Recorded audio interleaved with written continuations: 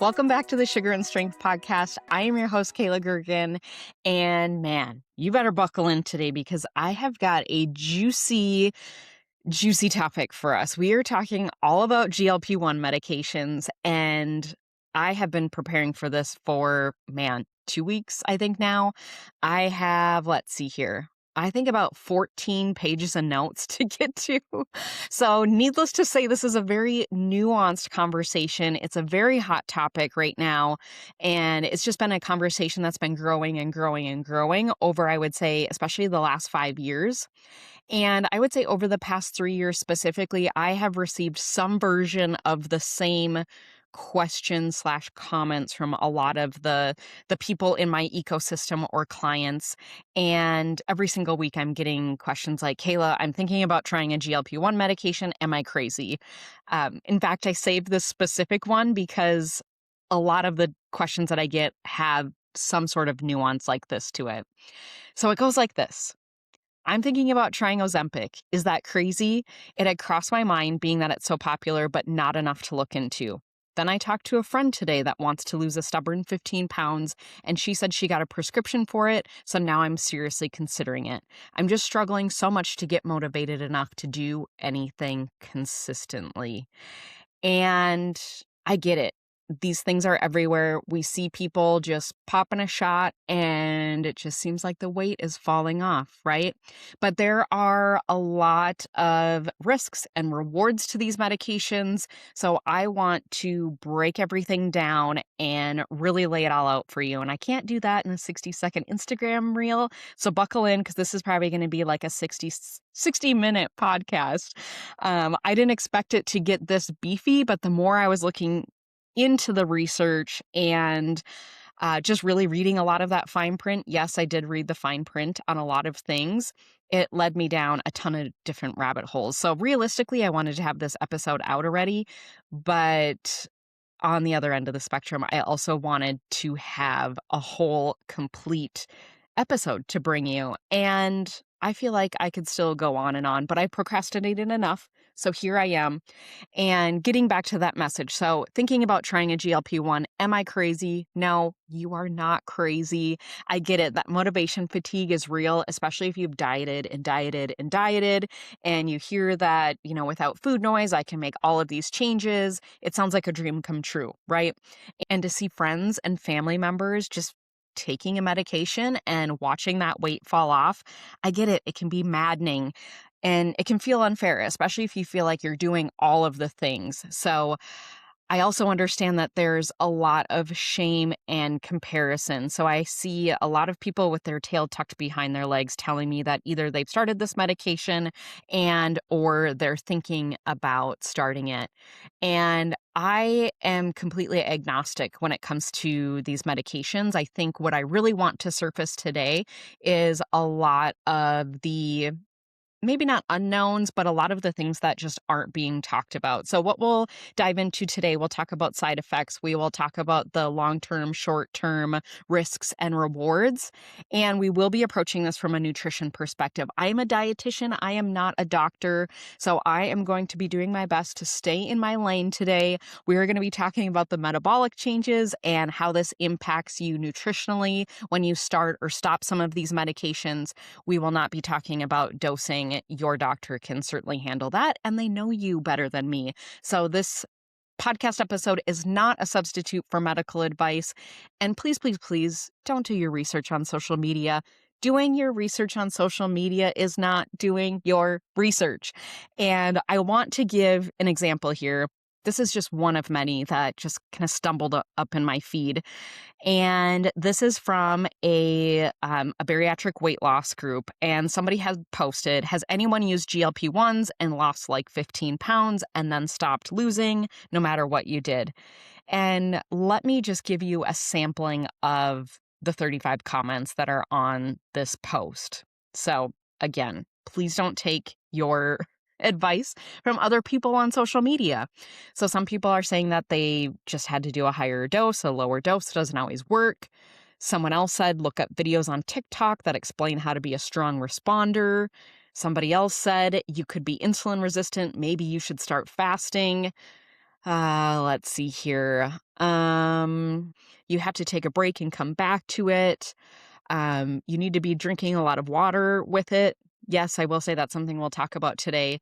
Check for vitamin D deficiency. But as you can see, there's a lot of range and there is zero evidence on these tips that people are sharing. So I don't know what it is now. We think that we do our research on social media, but again, doing your research on social media is not doing your due diligence and doing that research. So consider this the perfect episode for someone who's maybe on the medication and you have no idea maybe what you should be prioritizing nutritionally. Maybe you've been thinking about starting or stopping the medication. We'll talk about that and just nutrition considerations overall, and specifically what you should be prioritizing to not lose muscle. Because if you've not been living under a rock, you've probably heard about some of the increased risk for muscle loss, which we will talk about today. With that said, I also understand the mental tug of war about just being curious about these medications, seeing, kind of dipping your toe in, seeing if it's a good option. And then on the other end, I also realize the self-criticism. A lot of people are like, well, I'm not being perfect, or, I have a lot of areas where I could improve. And I think that you don't have to be perfect to see progress. You don't have to be perfect to see progress. That's not an edit. That's just something I want to, leave you with today is I don't think that you have to be doing things 100% right. You should be able to have a little fun or leeway in things like your nutrition and movement, but ultimately it's consistency. And I just want to help lay it all out for you today in a very clear, direct, but gentle fashion if you are just wanting to learn a little bit more. So I'm not here to promote, I'm not here to shame medications. Again, I would consider myself very agnostic. I think this is very individualized, whether a med is going to be a good fit for someone. And really, my goal with this episode is to give you a fair breakdown of those risks and rewards of medications like Ozempic and Zepbound. So we were going to talk about what these medications do, and then also, again, the nutritional considerations and side effects. After listening to today's episode, I hope that you'll leave the conversation with a good understanding of how the medications work, what to expect if you start or stop the medication. We will talk about some of the risks and side effects that people are and aren't talking about. One that I have been I think really surprised to learn is more how it impacts your reward centers of the brain. And I'm going to talk about something today called anhedonia. If you've never heard of this, it's essentially a lack of happiness. So that is a lesser known maybe side effect. We'll also talk about things like muscle loss, which is a little bit more better known. But ultimately, again, I want to help you weigh the pros and cons, because I think that in many cases there is a cost to taking a medication, but there's also a cost of carrying extra weight. So there's a cost to taking a medication. You're going to naturally have some trade-offs and side effects that come with that. But ultimately, there's also a cost to not taking action too. So if you are someone who is on the fence, you don't know what to do, this episode is really meant to help you make that step in one direction or the other. And I will say that of the one-on-one clients that I'm working with, about 30 to 40% of the people I work with privately are taking something like a GLP-1, or maybe they've taken a GLP-1 in the past and stopped it for various reasons. So we'll talk about some of those reasons today, because up to 2/3 of people who start a GLP-1 stop it for a variety of reasons, whether that's a financial commitment or that's due to side effects. So we will dive further into that today. And I really want to start maybe with some terminology and laying down some of the foundation or the science, the mechanism of action behind these medications, because they absolutely tip the scale in your favor, no pun intended, but nothing in physiology comes without trade-offs. So let's jump right in. First of all, let's start by laying some terminology so we're all on the same page. And when we say GLP-1s, that's technically inaccurate. To be more, I guess, technical, GLP-1 medications is going to really specify the drug, because GLP-1 is a naturally occurring hormone. And these drugs in particular are GLP-1 receptor agonists. And it is quite a mouthful, but we'll break that up a little bit. So the GLP-1 receptor agonist, an agonist is something that mimics something that's naturally occurring. It's helping promote the activation of something versus on the other end, you might think of like in a book, the villain, the antagonist. An antagonist is going to stop something versus an agonist. We are helping, again, promote or enhance something. And in this case, it is your natural GLP-1 hormone, which we will break down those specific functions in a bit here. And these drugs are not new. One of the first ones that was around was liraglutide, or Victoza was the brand name, and that was FDA approved in 2010 for diabetes.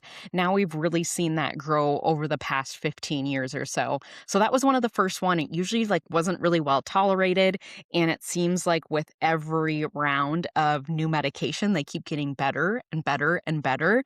And actually, in fact, right now there is one that is in kind of development, and that is Retruditide. We'll talk about one of the two most common ones, but Retruditide is actually a triple agonist. So we have a single agonist, we'll talk about dual agonists, and then we have a triple, which is in development, and that is something that isn't quite out now. But what I will do too is I will link in the show notes here. I have updated my blog post on nutrition surrounding GLP-1s. We'll talk about some of that today, but if you want something that is in written form that you want to refer back to, I do have a table of the medications, including their active ingredients and the brand names, all kind of developed out. So if you like nice, neat charts to help organize things, or if you're a visual learner, that will be a great resource. Because when we think about these medications, there's two big active ingredients of the medications that are currently on the market. And I talked about liraglutide, I talked about Retruditide. So think about liraglutide is that kind of initial one. We have on the other end of the spectrum Retruditide, and then in the middle we have Semaglutide and Tirzepatide. And these are the most popular ones right now. And that's specific, that's the active ingredient. You'll know some of these better by their brand name. So for example, Semaglutide, that is for things like type 2 diabetes, is Ozempic, and Semaglutide prescribed for weight loss, or now more recently liver disease, is Wegovy. So when you hear Ozempic or you hear Wegovy, the active ingredient for both of those medications is semaglutide, and that is a single agonist, and that is really acting on the GLP-1 receptor. We'll talk a little bit about what that does. Before we get into it, I'll share a little bit about Tirzepatide, and that is a dual agonist, and we'll dive further in. But when you hear things like Mounjaro, which is prescribed for type 2 diabetes, or Zepbound, that is prescribed for weight loss, or now more recently sleep apnea as well, the active ingredient for that is Tirzepatide. So essentially we have two active ingredients. We have semaglutide, we have Tirzepatide, and then their brand names. So when we talk about GLP-1 medications, that is essentially the umbrella term for these active ingredients, and then brand names like Ozempic, Wegovy, Mounjaro, Zepbound. So again, if you want a clear, nice little chart, I'm going to link my GLP-1 nutrition article below, and you can check out that for a little bit more information. Whether we're talking about semaglutide or Tirzepatide, what these medications are acting on is a greater category of what we call incretins, or incretin hormones. And all that is a hormone that is derived in your gut. So it's made in your gut. It's typically released in response to food. And with something like semaglutide, GLP-1 is one of those incretin hormones. And what essentially it does is it slows that gastric emptying. So we naturally release GLP-1 in response to a meal. Specifically, if you're getting a good mix of macronutrients, your small intestine is going to release GLP-1, and that is going to help slow everything down. It's going to help with blood sugar. It's also going to act on maybe the reward centers of the brain. And then when we have something like Tirzepatide, that acts on GLP-1, but then it also adds in, remember, dual agonist. It has GLP-1 and another incretin hormone called GIP, or gastric inhibitory polypeptide. Now, I won't quiz you on that. But this one is also called glucose-dependent insulinotropic polypeptide. So it's quite a mouthful. So we use GLP-1 and we have GIP. That's all you really need to know now. And these are essentially incretin hormones. They act on that GI tract and they sense nutrients. So when you hear something like an influencer saying you can eat broccoli and naturally promote your GLP-1 secretion, this is true. But when you're eating whole foods that naturally increase GLP-1, it's not going to even touch the amount that you're getting from a lot of these medications. So yes, you can eat in a way to naturally enhance that GLP-1 secretion. However, it's going to be a fraction of what we're seeing with some of these medications. So these hormones, or incretins, essentially slow down your digestion. They stimulate insulin, which can help control blood sugar. And what's interesting is, say, for example, you were to get nutrients through your vein. So say, for example, I was to give you glucose or dextrose in your veins. You don't get this incretin effect versus eating it and having those same nutrients like glucose, for example, go through your GI tract. When you are ingesting or eating food, that is what stimulates these incretin hormones, which can help with digestion versus getting those nutrients straight to your veins. So when you hear something like the incretin effect, that is going to be your GI's response to eating your meal. And we have those GI responses. We have a pancreas response where, again, we're stimulating insulin to help control blood sugar. And what we're starting to realize now, too, is how these medications are acting on the brain. So how are they impacting the reward center and appetite? And what I found interesting when I was researching for this podcast is how we are just beginning to understand even how memory might be enhanced or maybe changed a little bit with some of these medications. So I didn't get a chance to go down that rabbit hole, but I'm sure that we'll see more. And I think what's interesting is how we're seeing things like GLP-1s and how they're having an impact even on things like addiction outside of food. So things like alcohol or other substances, how it can really minimize some of those cravings. Now, I mentioned Retrutide, and that is a triple agonist. So just to give you a little hierarchy, again, we have Semaglutide, which is acting on GLP-1. We have Tirzepatide, which has GLP-1 and GIP. And then a new medication that I'm sure we'll see here shortly is Retrutide, and that acts on GLP-1, GIP, and glucagon. So it's acting essentially on 3 different hormones, all of which are secreted in the digestive tract. What we're also seeing now is pill versions. So you might have seen the Wegovy pill. And I said we're not going to talk about dosing today, but I just want to touch briefly on this because there is a big difference on bioavailability. So for many of the medications I mentioned, Ozempic, Zepbound, these are weekly injectables. So you're getting a preloaded pen, you're injecting that once a week. And now we've got oral versions, which, if you look really closely, are dosed much higher. And that's because the bioavailability of the pills is much lower. But we're seeing that the potency of the pill and the injectables, from the fine print that I read, is very, very similar. So what you'll notice is if you're taking a weekly injection, the dose oftentimes is going to be a lot lower than something like the pill. So for example, I want to say that the Wegovy pill was like 25 milligrams, where if you're doing something like an injectable, it's maybe half that. But this is something that you're often titrating up, meaning you're scaling that dose up just to help tolerate and minimize some of those side effects, which we will be talking about too. One last thing on availability and the different forms of medications.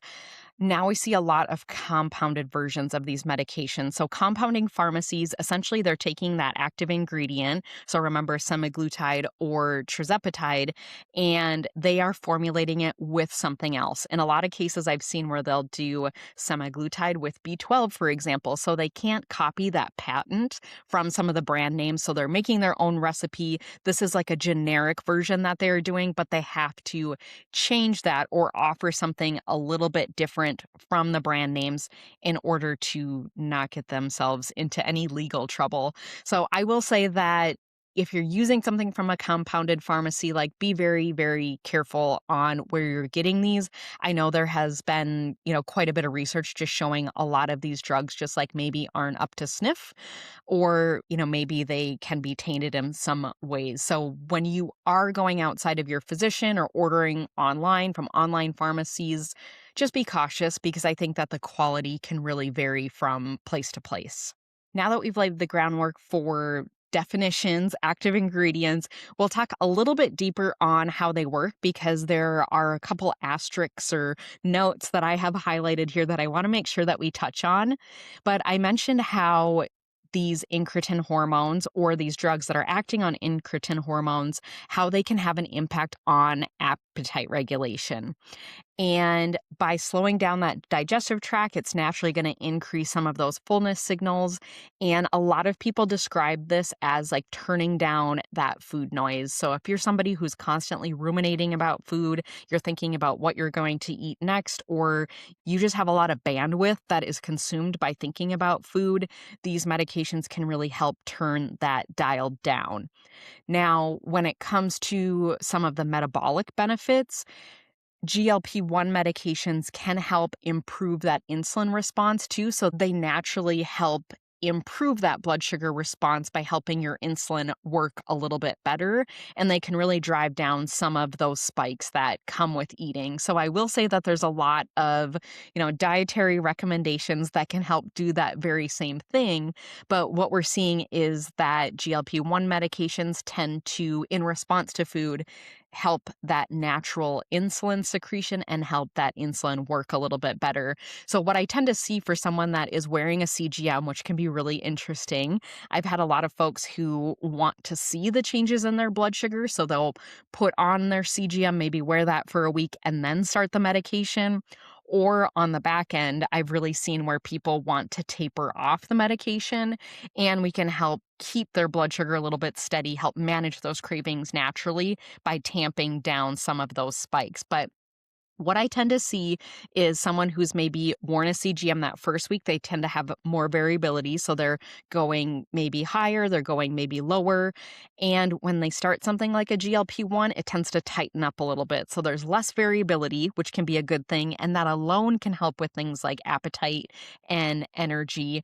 But tapering off a CGM, I think, can be a really helpful thing if that is something that you're considering, but we will talk about some of those long-term effects here shortly. We're also seeing with some of these medications a lot less inflammation and cardiovascular, or I should say better cardiovascular outcomes. We don't necessarily know what that mechanism is. And sometimes it's also hard to tease out like what is the benefit of the medication and what is the benefit from just losing weight in general. So we know that, if you're carrying around extra weight, that's going to maybe put extra stress on the body. So again, circling back to the beginning of the conversation, there's cost to taking a medication, but there can also be cost to carrying around extra weight. So it's difficult to separate, what are the benefits that are coming from the medication directly or what are the indirect effects of losing weight. And now we're actually seeing where the FDA has approved some of these medications for things like liver disease and also for cardiovascular benefit. And I'm thinking of one client in particular. She was checking all the boxes, doing all the right things, but she does have some familial components where she has very high cholesterol. So her physician actually put her on a 3-month trial for a GLP-1. They are going to see if this helps clear up some of her cardiovascular markers. So I'm really anxious to see, in the next 6 months, or excuse me, 6 weeks here, what her labs really will look like. I touched briefly on how the medications slow down that digestion or how fast your stomach empties, and that helps promote fullness. But a couple key things here I want to point out is that that can impact nutrient absorption and specifically medication absorption. And one thing that I found continually going through the fine print was, a pretty considerable warning about how this can affect oral birth control. So if you are someone who is on an oral birth control pill, this is something you definitely want to address with your doctor, because when we think about, okay, that stomach is emptying a lot slower, we have food sitting in your system a lot longer, that's going to impact your nutrients, how fast your food is absorbed, but it is going to impact the medications as well. So thinking about oral birth control and other medications. So just keeping that in mind, you best. Again, I am not a doctor. I'm staying in my lane or doing my best to do that today. But if you are on other medications, certainly something to discuss with your doctor how this, slower digestion is going to impact, or, maybe that's going to mean going from something like an extended release to other forms of a medication as well. So thinking about some of the nutrient and medication interactions.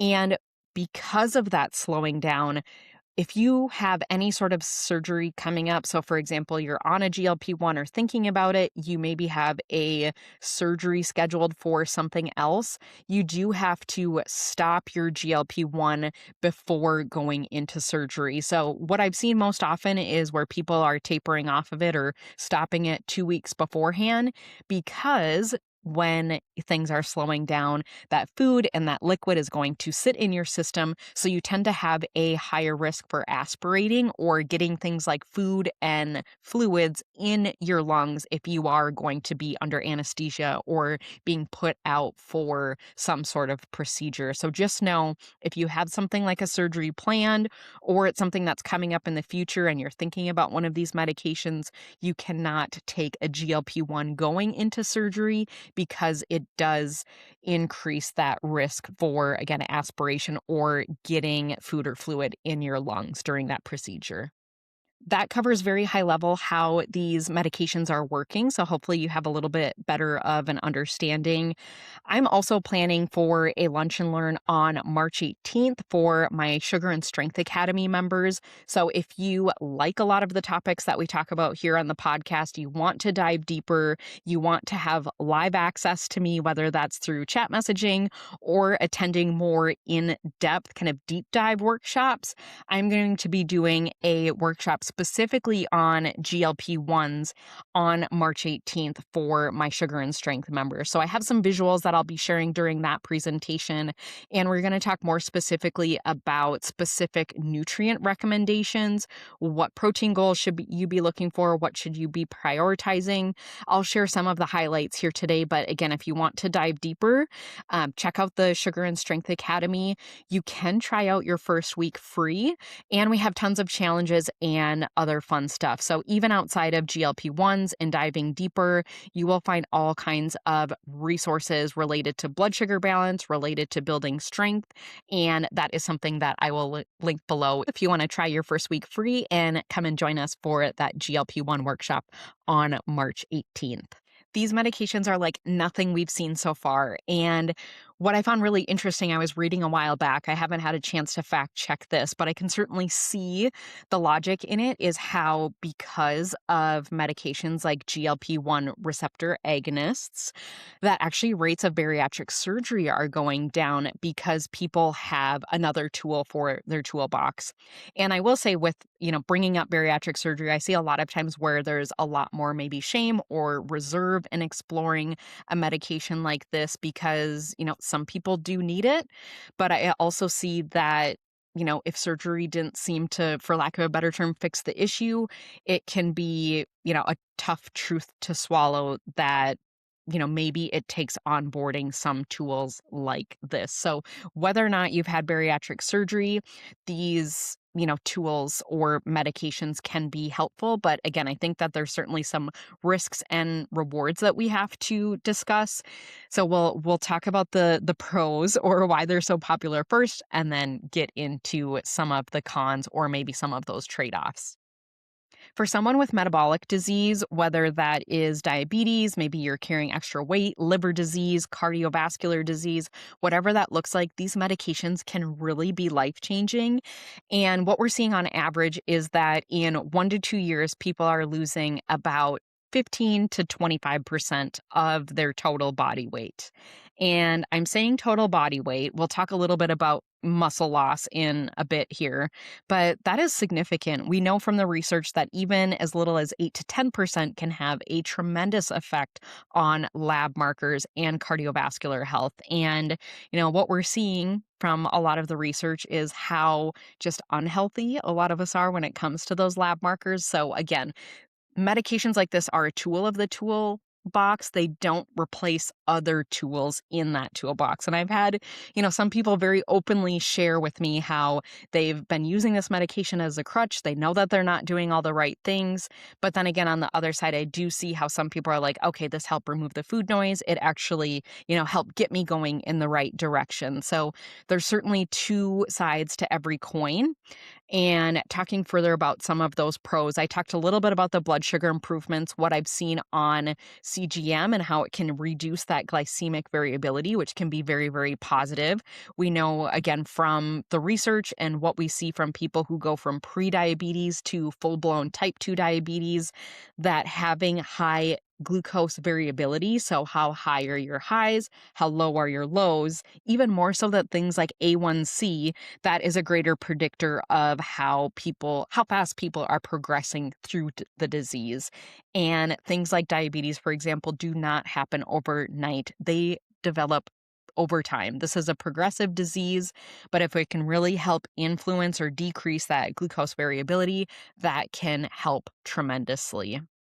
We talked about how these medications can help reduce appetite and just help clear that cognitive load. So if you feel like you don't have the mental bandwidth, a lot of times these medications can dial down that food noise, which can help make it easier to pause. It can help create more space to help with things like portion control and really help allow that good habit building as well. With that, you might see your grocery bill go down. So if you find that you're eating less, you're door dashing in less, maybe you're drinking less alcohol, you can end up having some cost savings, I will say, and some potential financial offset to the drugs. As you can imagine, if you're eating out less, if you're drinking less alcohol, you might end up having a smaller grocery bill. And these medications can certainly create that capacity for behavior change, but they don't build muscle. They don't build meal plans, and they certainly don't manage stress for you as well. So these are all things that have to be a part of the greater picture. So while they can certainly be a tool, again, this is one tool in your toolbox, but it's certainly up to you to help influence or create some of that other nutrition and lifestyle change. Let's dive into the cons or some of the trade-offs. So no medication comes without side effects. And these are some of the top ones that we see. So this is specifically from the fine print on specifically Wegovy or semaglutide. So the number one side effect that is reported, and I see this all the time with my clients, is nausea. So almost half of people have some feelings of feeling nauseous, which naturally is probably going to decrease your appetite. About 30% of people experience diarrhea. About 25% each experience vomiting or constipation. 20% have abdominal pain, 14% experience headache, and 11% experience fatigue. So we have among the big ones, nausea, diarrhea, vomiting, constipation, abdominal pain, headaches, and fatigue. Now, there are some other ones. These are the big ones. I just took kind of double-digit percentages, and we'll talk kind of briefly about how to manage some of these. But I will say that some that maybe weren't mentioned in the fine print that I see maybe a lot from people I see a lot of people with like burps. So being that you have that delayed gastric emptying, a lot of people just feel like they have indigestion or burps or like that food is almost coming back up. I've had even one client, she had to stop taking the medication because she's like, I was sitting in meetings and my stomach was making so many noises. It was embarrassing. So she has actually moved on to, a different medication to, help offset some of that. Dehydration is another side effect that's maybe overlooked quite a lot, and not getting in enough fluids can make a lot of these symptoms worse. like nausea, like constipation, headaches, fatigue.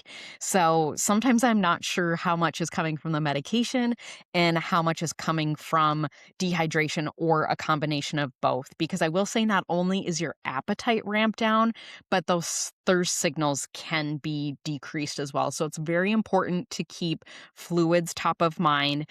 And again, I'll link to that article where I talk about more nutrition tips on how to manage some of these side effects, including nausea. And I will say that one, or I should say a couple of tips that can really help are doing electrolytes. So specifically something that's sugar free. I love Cure, and protein shakes can really help. So I find that sometimes solids tend to sit really heavy with people on GLP-1s. So we tend to incorporate something like a protein shake because that helps you kill two birds with one stone. You can get some protein in, and you can also get some fluids in. So certainly don't be afraid to bring those on boards, because I think that can be really, really helpful, especially if you feel like you're not getting enough protein or enough fluids. Other considerations: if you are on other blood sugar medications, there's certainly a risk for low blood sugar. And I do see that that can be a little bit tricky to manage. If you're wearing something like a CGM, it's much easier to spot, but always, discuss again some of those medications with your physician, because if you're taking something with the GLP-1 that's already bringing down your blood sugar, then it's just important that you're not going too low either. Another side effect that I found really interesting, and I felt like maybe contradicted some of the cardiovascular benefits, but these medications can actually increase your heart rate. So we're seeing that GLP-1 medications can elevate your heart rate by about 1 to 4 beats per minute. And that doesn't sound like a lot, but if you are someone who wears maybe your Apple Watch tracks your heart rate, or if you're like me and you have an Oura ring, it's interesting just like what that heart rate does, especially overnight. Like, I know that that can really impact my readiness score, or if you're wearing something like a Whoop, your recovery score. So I feel like that maybe contradicts some of the cardiovascular benefits. I didn't get a chance to really dive too much into that. But aside from elevated heart rate, hair loss is another one of the maybe lesser known or lesser talked about side effects. And then I will say, with any weight loss or any drastic weight loss, regardless of the mode, if you've had bariatric surgery, if you're using a GLP-1 medication, if you're doing calorie restriction, any sort of drastic weight loss, a lot of times you're going to see hair loss. And that's simply a result of nutrient depletion or maybe some protein deficiency. So if you're getting enough protein, if you're taking a good multivitamin, that's going to help minimize some of that hair loss. But depending on that rate of weight loss, hair loss can certainly be a part of that. And if you're anything like me, I already am trying to hold on to the hair that I've got. I know that can be a big deterring factor for some people. A couple rare but serious risks, and something to certainly, again, discuss with your doctor, is if you have a history of pancreatitis or thyroid tumors, or specifically thyroid cancer, then a lot of these drugs are not going to be for you. If you become pregnant or if you're breastfeeding, these drugs are not recommended for that as well. So if you are maybe taking something like a GLP-1 medication to help with your metabolic health, to help with fertility, it is important to consider that once you do become pregnant, that this is something that you start to begin to taper off. But again, that is a discussion for you and your doctor. Now let's talk about the big one: muscle loss. And a lot of times with weight loss, muscle loss is going to be inevitable, but it can be reduced. And if you missed my episode on why muscle is so important to your metabolism, head on over to episode 3. I talk a little bit more about the relationship between strength and muscle and how that impacts your overall metabolic health as well. But what we're seeing with these medications, so one study, for example, showed that if you're doing some of the right things, so for example, one of those things being resistance or weight training, One study with Tirzepatide showed that individuals who did strength training had more favorable losses. So they actually lost a 3-to-1 fat to muscle ratio, which is usually in line with what you'd see with natural weight loss without medication. So when you're losing weight, usually 10 to 25% of that is unfortunately going to be muscle, but you can offset that with doing two big things. That's going to be eating protein, and that is going to be strength training. So if you are taking something like a GLP-1 medication, you have to eat your protein and do some strength training, because otherwise there's a good likelihood that the scale is going to be going down, but you're going to be losing strength and muscle along the way. And older adults are especially at risk for something that's called sarcopenic obesity. And that is a condition where you have high body fat percentage and low muscle tone. And typically with age, we see a natural decline in muscle. I would argue that maybe that's optional and not inevitable. But with these medications, you are especially at risk for losing some of that muscle tone. So I can't emphasize enough how important strength training is. Thinking about the loss of balance or coordination, if you're going to be investing in a medication like a GLP-1, then it's crucial that you're getting something like maybe a personal trainer or enrolling yourself in some sort of group fitness program to help offset some of that strength and muscle loss as well. And talking about sarcopenic obesity, one specific example comes to mind. When I was at the Mayo Clinic doing my dietetic internship, and I should maybe back up and say that, one, I love dietetics and nutrition. That's why I got into this field. But one thing I loved about thinking about being a dietitian was that I could get into the medical field and I wouldn't have to touch people. But little did I know that during my internship, we'd actually be trained in on something called a nutrition focused physical exam, or an NFPE. So basically, we were using our hands to assess people and touching patients, specifically looking for malnutrition. So when you think of somebody when they show up at the hospital, a lot of times they're screened for a multitude of things. And one of the things that we were looking for that triggered us as dietitians was if they recently lost a large amount of weight, and whether that was intentional or not. And one thing that we would do is this nutrition focused physical exam to see, again, one, was their weight loss intentional? What are they losing? Are they losing muscle? And I'm thinking about one gentleman in particular. He was, very overweight. I remember seeing him in the hospital bed. But once we started going through his physical exam, we found out that he clearly had some significant malnutrition. And just looking at him or looking at something like a BMI, like this would have totally flown under the radar.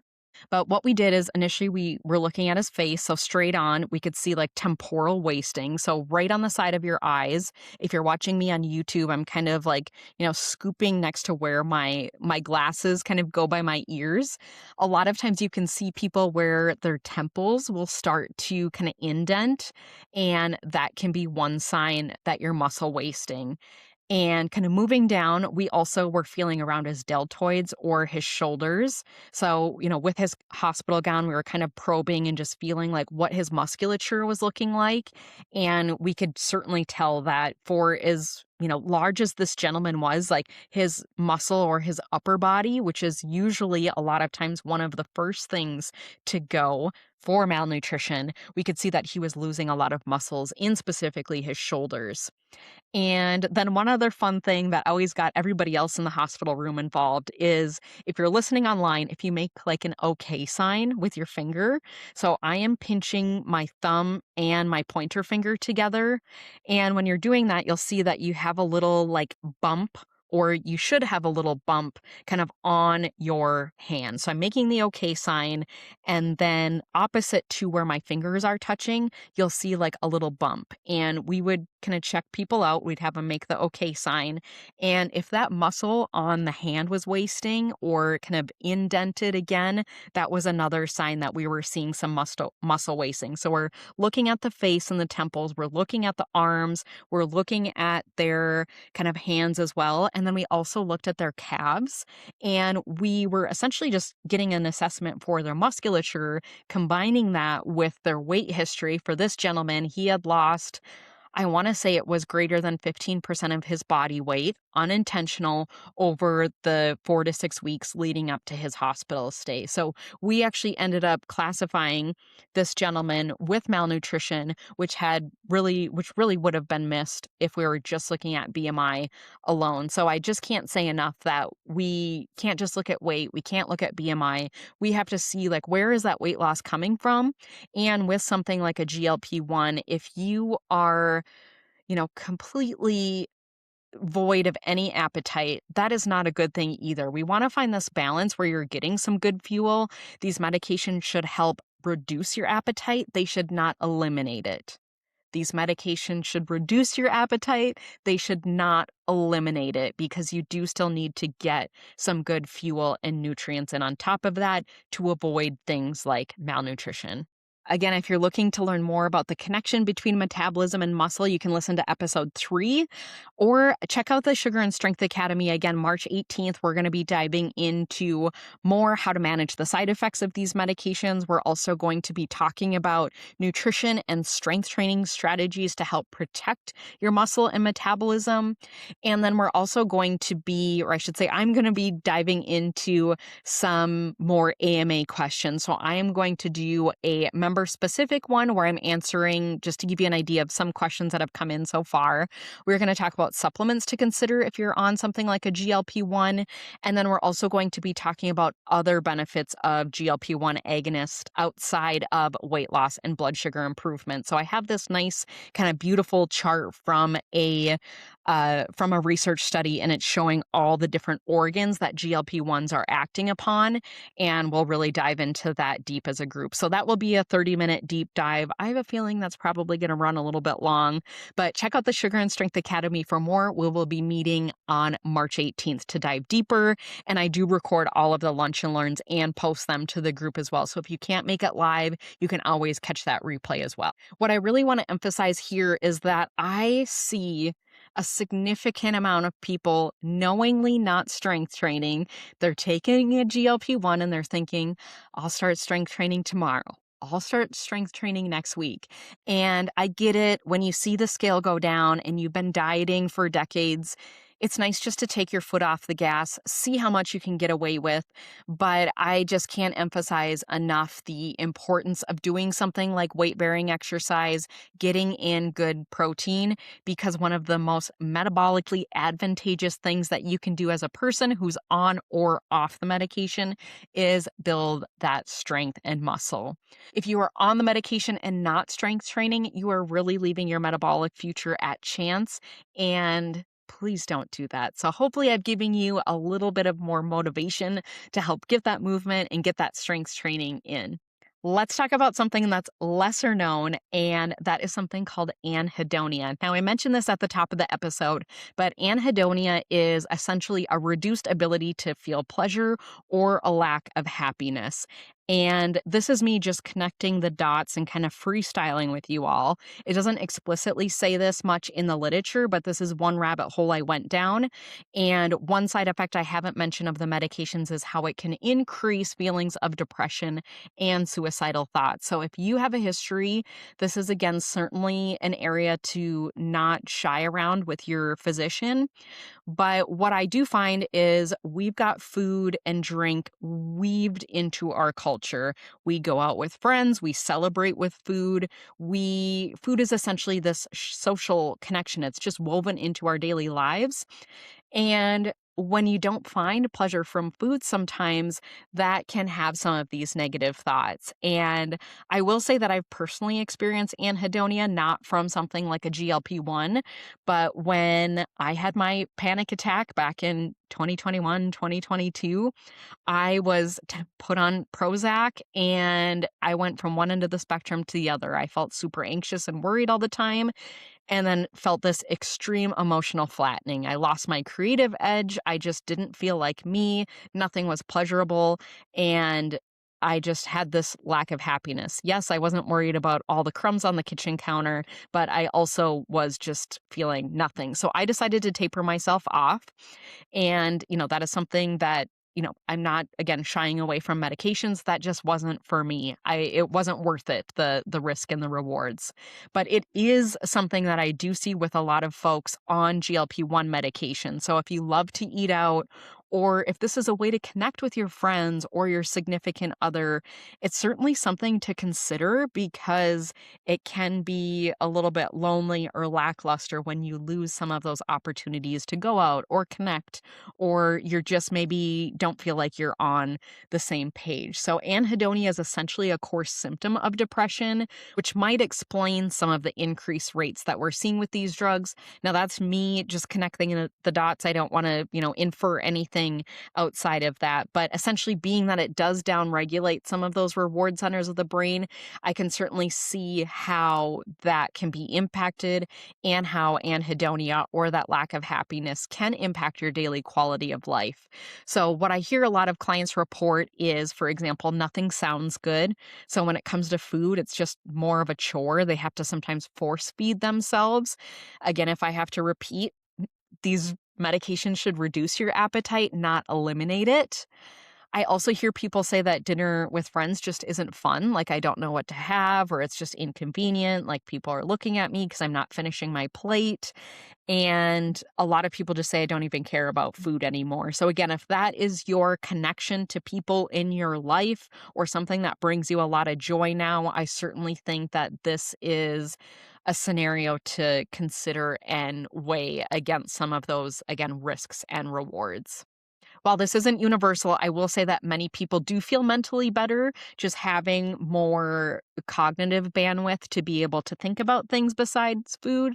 But if you notice this dulling of joy, or you just feel like food now becomes just a chore, that I think can be dose dependent, but something to certainly just keep top of mind if this is a medication that you're considering, or if it's something that you have been experiencing. I would love to maybe hear a little bit more about your scenario as well. No, I said we weren't going to talk about dosing today, but I was recently listening to a podcast and thinking about this scenario of anhedonia in particular, and just habit change, having that mental bandwidth. But one of the interviewees was talking about how this is where we're seeing like maybe microdosing of GLP-1s can be very helpful, where you're doing a very small amount to help with some of the cognitive mental bandwidth. But I will say that you can have too much of a good thing, where these medications are doing wonders, but more doesn't always mean better. So, again, certainly something to take in mind. If your doctor has you on a scale that's maybe just ramping up without looking at how you're feeling first, then I would certainly maybe put the brakes on and try to take the minimal dose that's getting you the results you want. Because, again, I'm going to repeat this whole episode. The medications should help manage your appetite, but not completely eliminate it. We've talked about terminology. We've talked about the mechanisms of action. We've talked about the pros. We've talked about the cons. Let's get into sustainability. So, what happens when you stop these medications? And what we're seeing is, bottom line, if you stay on them, they work. And even data up to 4 years out shows that weight loss is maintained. But unfortunately, up to 2/3 of people who start a GLP-1 medication stop. And oftentimes this is due to cost or side effects, or maybe a combination of both. So if you are someone who is paying out of pocket, I see this all the time with people where they're maybe paying $150 to $400 a month out of pocket. That's a huge financial commitment. And, over the course of a year, that's going to be, at $200 a month, that's $2,500 a year. Over the course of 4 years, that's $10,000. And I see in a lot of cases where it's difficult to bring that conversation up with something like a significant other, because when we're talking about financials, oftentimes that is a joint decision, but it can feel a little bit shameful and selfish maybe if you are, wanting to try something like this. You recognize that there's a long-term commitment and a financial commitment, but where is that money going to come from, right? And while you might save money, again, like we talked about the grocery savings, or maybe there might be some financial offset, there is certainly going to be that financial commitment, especially if your insurance is not covering. And really, the expectations is that these medications are taken indefinitely. So much like something that you take for blood pressure, for example, these are meant to be lifelong drugs. You're not meant to taper off. And we do see that if you do quit taking them, there is a very great likelihood that you are going to gain your weight back as well.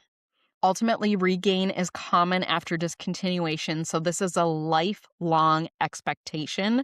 Again, financially, one thing to consider too is availability. So, what I see sometimes is where someone gets on a drug and then all of a sudden the availability, because the popularity is up, and now here they're kind of, going cold turkey and having difficulty trying to get that supply in. So it's worth talking to your doctor about different options, what's available, what's most cost effective, and seeing what works for you. Unfortunately, I see a lot of occasions where people are budgeting for a drug, but however, they are not budgeting for things like a gym membership or maybe a nutrition supplement that's going to help meet their needs if they're not able to get that, through the food that they're eating because of reduced intake. So just know that it might involve support from other tools, whether you need something like a fitness membership, meal services, coaching if you don't really have any guidance from your doctor.